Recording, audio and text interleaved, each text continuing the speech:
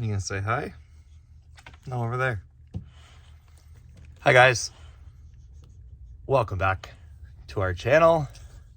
For those of you that don't know, this is Miss Stevie Nicks.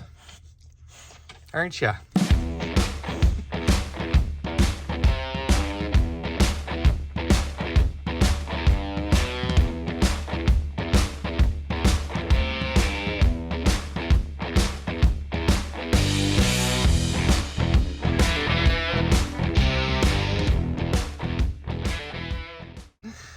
Well, we've been documenting our journey as we've been building this tiny house space that started as a 20 by 20 garage.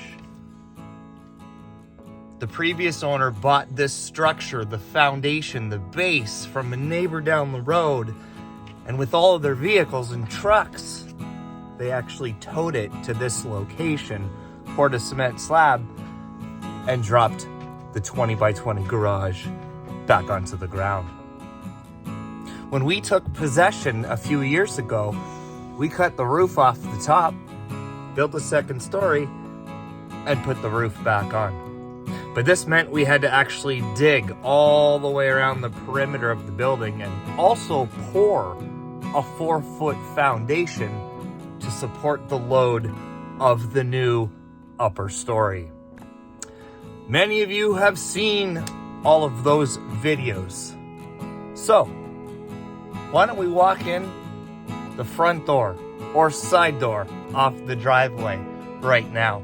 The first thing you will see across from me is our current temporary kitchen counter space. Before we get there, I want to show you the stairs to my left and the custom cabinets we had built underneath. Because we live in a tiny space, we wanted to maximize the entire footprint underneath of these stairs. The length of these drawers extend all the way to the wall, making this the perfect location for things like shoes, winter clothes, and dog food. We had some help with the stairs project. We actually hired a cabinet maker to make sure all the angles, because it was a triangle. If it was a square with more parallel lines, I would have taken my chances, but because it was a triangle, it was best for us to hire help. As we continue along this wall, you will notice the new garage door. The garage door facing south has clear glass, allowing all the light in, and so we can see the lake from inside. I love when I get to tell the story of how at the time it was cheaper to rent a crane and remove the roof than it was to actually rebuild the roof. So as we look up here in the downstairs space, you will see the new ceiling joists, or floor joists if you will, from up above, and how they now sit on the original exterior wall. As we continue into the corner where my beautiful arcade machine lies, you'll notice in the bottom we've installed electrical that goes outside, as well as a propane gas line and water tap that connects to our outdoor sink. This kitchen cabinetry is temporary. We've been using it as a temporary cook space. We are going to repurpose the cupboards, but eventually this is all going to go, providing the downstairs living area. And as we continue to the northwest corner of this room, you'll see our tool chest, our shed corner, if you will, as well as access to the power where we've been installing new electrical lines throughout the entire room.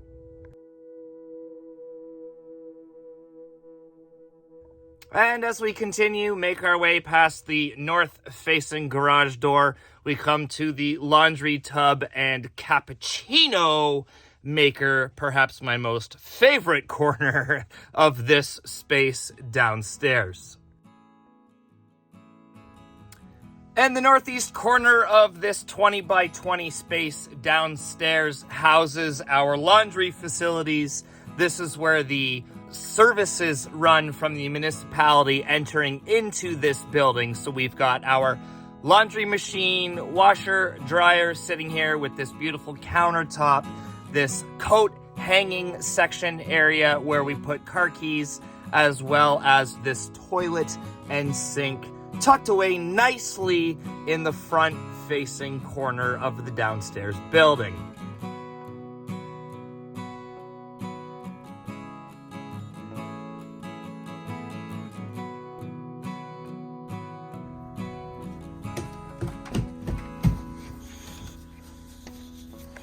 And we make our way up the stairs where I've been talking to you the entire time. In this corner, this is where we are going to be installing the second bathroom. It's been framed, it's been insulated, and in fact, it's been plumbed. The water lines have been run. We haven't connected wastewater up here quite yet, but we've got the toilet connection on the floor there, and we've got shower connections going in here behind this pocket door that won't close right now because of the things on the floor, providing us with a full shower, second toilet in this tiny house. 2 toilets in this tiny house living space.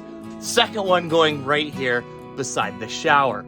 Continuing along this wall, we have our natural gas fireplace, which acts as a backup to our split right here. This is electrical in case the power goes out in the dead of winter.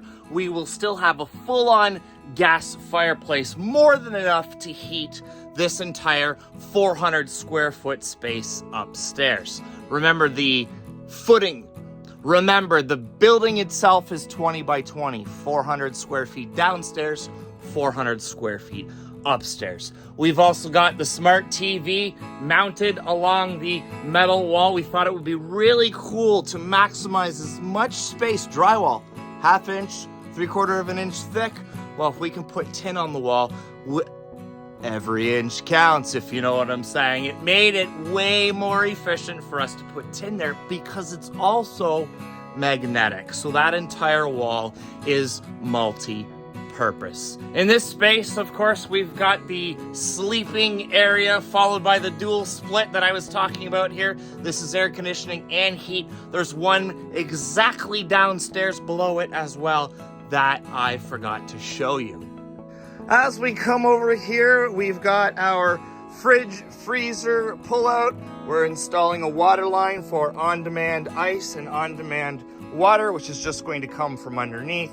We already have the plumbing and wastewater installed here. This is all a custom countertop kitchen area.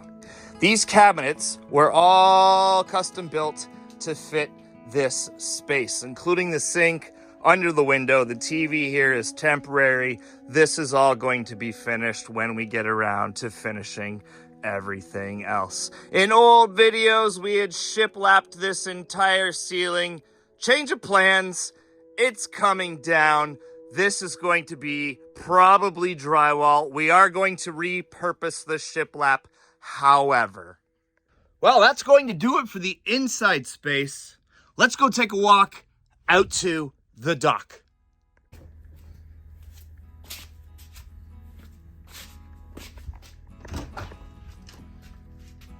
Coming?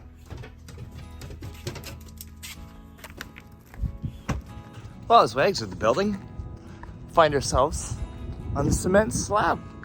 Double wide driveway that we poured after the second story got put on. Here we are outside. We've got the hot tub here, double wide car garage, and we continue to pour all the way out here to create this barbecue space. Because I have not 1, not 2, but 3, 4 barbecues that I can even think of right now.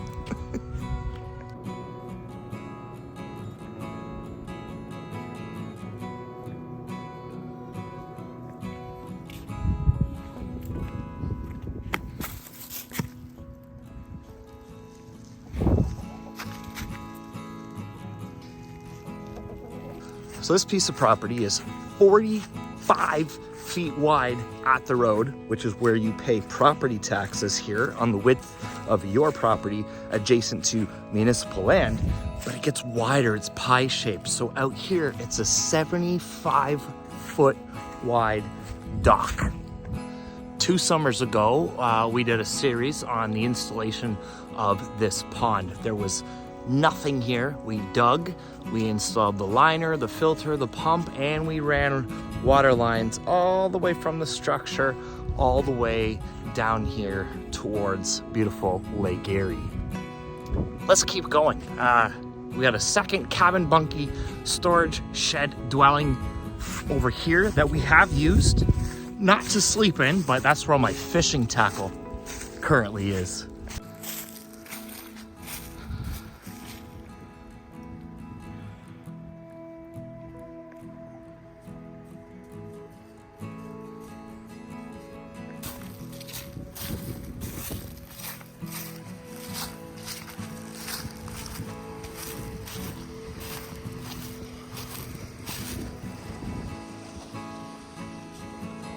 So this dock is 20 feet wide by 75 feet long and houses our corner shelter gazebo area. We had 2 boat lifts installed 2 summers ago. There's videos on that.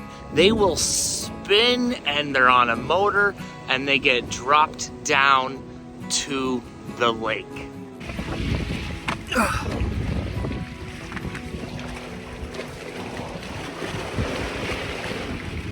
We've got a little bit of repair to do on the front of the dock. This was from a few winters ago.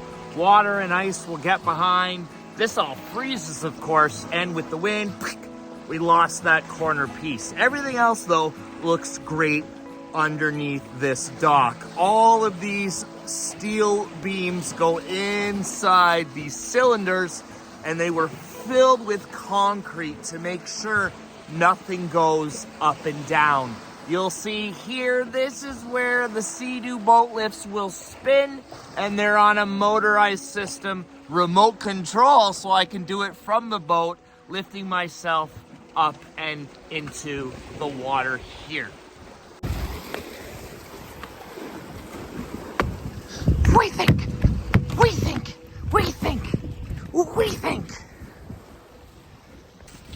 Well, friends, I think that's going to conclude this tiny house cabin build tour. What started as a 20 by 20 garage, not winterized building, has become or is becoming a 2-story modern living. Some municipalities call them accessory dwelling units. You could call it a tiny house. I call it a cabin. Nah, I just call it home. Peace and love from Canada's most southern mainland shoreline. Give somebody close to you a hug. Tell them they matter. Don't forget, you matter. If you like this kind of content, hit the like button. Feel free to subscribe and leave us a comment down below.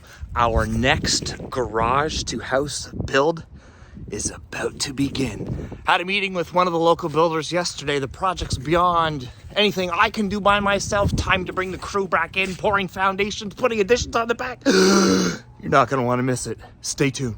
Peace.